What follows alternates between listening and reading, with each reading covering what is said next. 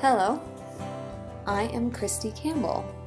I'm sure you've heard a lot of things about me, and I thought it's only fair that I get to describe to you who I really am, so you can know who I am on the inside and who I actually am beyond all of the rumors you've heard about me.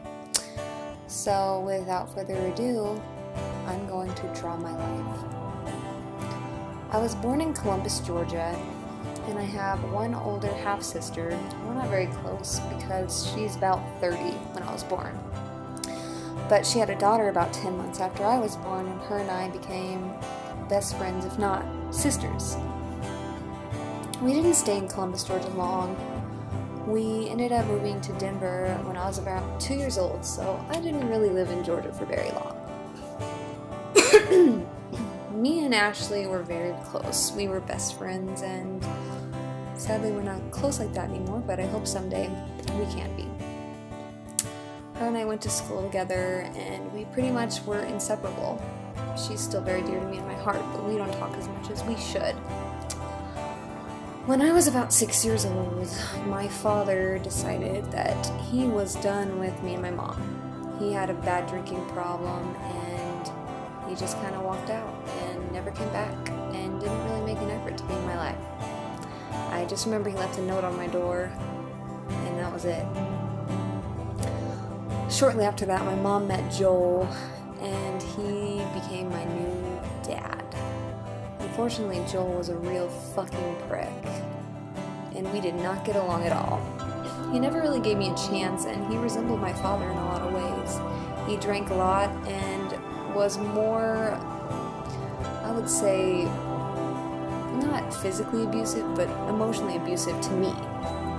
So that was a hard time for me, and it lasted longer than it should have. But eventually my mom did find somebody better, thank God.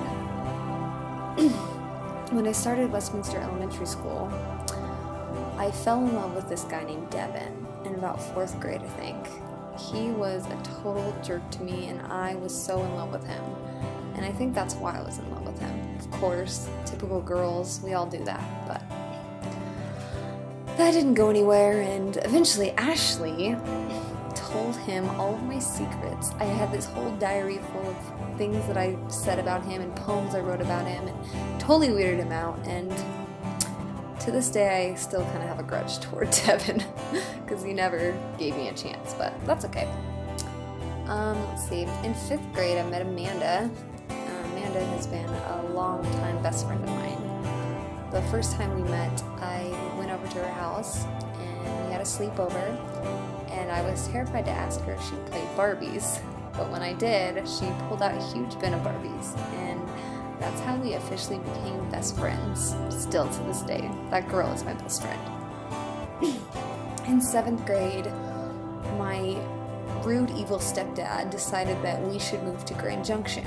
Well, really, he lost his job and we didn't have much of a choice, but when I was that young, 13 years old, I did not want to move. I lost all my friends, I had to start my entire young life over, and it was really just the end of the world in my eyes. Shortly after I moved, I met my first boyfriend, Luke. I fell madly in love with him, something I never felt before. It was pretty amazing. We spent a lot of time together, and he taught me a lot of things. He taught me how to drive and fish and pack chew cans and shoot bows, and me and his sister became very close after a short while. And we're still sort of close, but let's just say I talked to her, not him. Then, after high school, or when high school began, sorry, I can only make this one time. I met Jessica Slingo, and we became best friends, and we were literally attached at the hip. We partied all the time with Liz and Brittany and Anna. We were just crazy, and we always hung out, and life was awesome until one night, one of them got an MIP, and everybody blamed it on me, and all my friends dumped me, and I felt like I lost my identity because I had no friends, and I cried on the floor for hours and hours, and it was super sad. I was really alone, and it sucked. But I decided that I needed to man the fuck up, and I made my own identity. I wore bandanas, and I shoulder-chucked girls in the hallway, and I just tried to put on this huge front that I was hardcore, when in reality, I wasn't. But nobody picked on me, and it actually worked. but joke's on everybody in high school because I probably wouldn't kill a fly.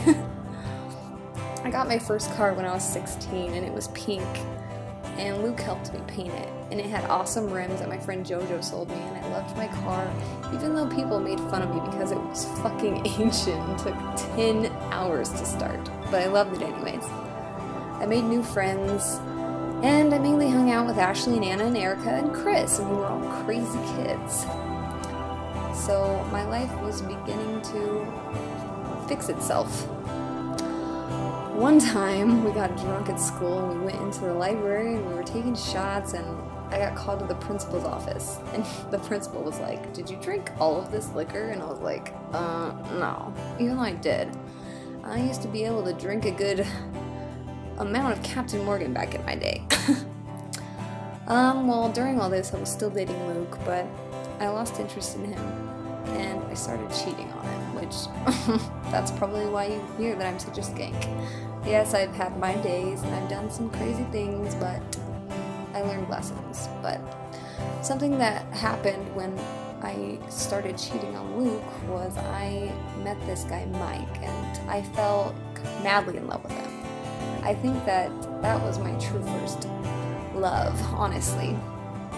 Well, me and Mike, we moved in together and we got our first place together, and we got a hamster named Charlie who we both loved so much, and we got engaged, and it felt so right at the time, but things just don't always work out like you plan them to, especially when you're only 18.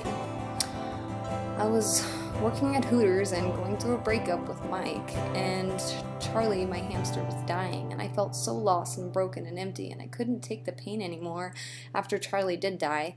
So I decided to get a dog, Tank, who was the best idea I ever had, and I can't regret anything because life gave me him and he is my world.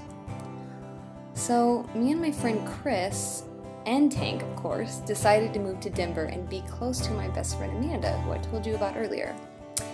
I decided that I would move there and I would start stripping, and he decided he was going to do gay porn and we would stay single and be rich and just live the fucking dream, which ended fast when he turned out to be a dirty liar who stole $3,000 from me and emptied out my savings account and left me without even saying a word.